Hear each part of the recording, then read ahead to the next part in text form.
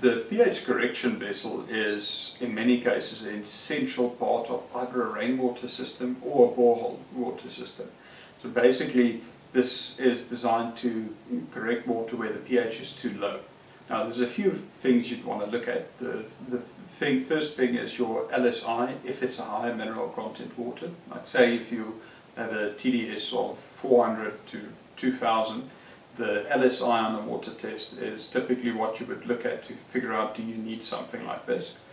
If the LSI reading is below 0.5, that means your water is quite corrosive, and it is corrosive to an extent where you don't want to put it into your normal house's plumbing, as it will physically eat away at the pipes and cause a lot of headaches and a lot of damage over time.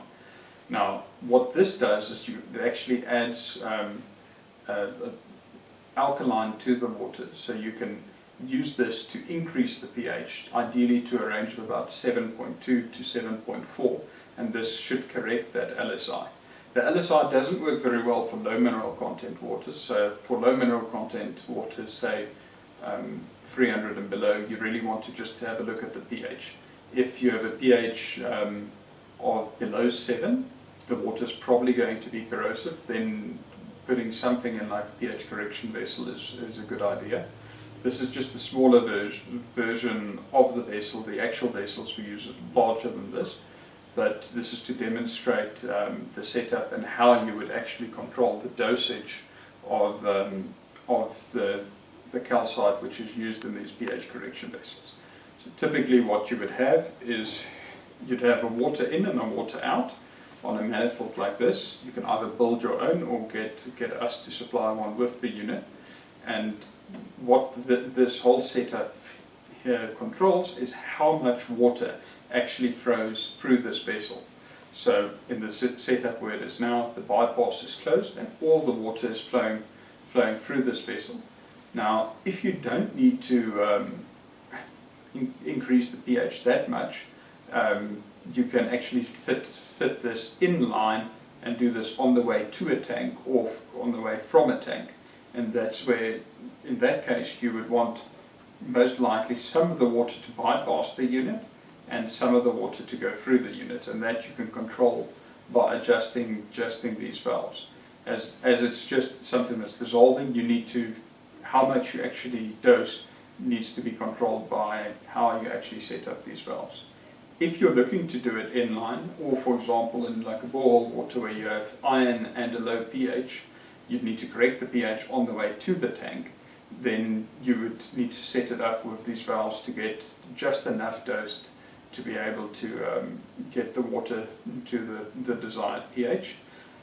If you have it after the tank, you can do it in a similar way. The big downside with fitting it after the tank is there'll always be water sitting in the vessel, so that initial burst of water coming out of the vessel will have a very high dose of calcite, so it would actually completely be overcompensated, and you'd actually have a hard water that'll form scaling, and you need to almost balance it out, so on average it is correct. So therefore we normally recommend this unit either before the tank if it's on a supply that's turned on and off with a level float, or we'd recommend it on a recirculating loop. The downside of a recirculating loop is that you need to manually actually check the pH and basically normally have it bypassed and then just switch it back over to running through the calcite vessel when you're doing the recirculating to actually dose that calcite into the water.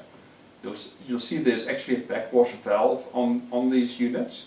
The only time where you really would need that is if it's a situation where you're running from a fairly dirty borehole straight through this into a tank, and this would allow you to actually backwash the calcite to get some of that dirt out. Because over time the dirt will settle on the media, and that media will be less effective because it won't dissolve into the water because it's actually coated with a layer of dirt.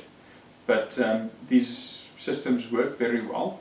We would, however, recommend before purchasing contacting one of our experts, and if you have a water analysis, to supply the water analysis so we can actually see what kind of unit would be best suited for your setup and also where in your setup it would fit.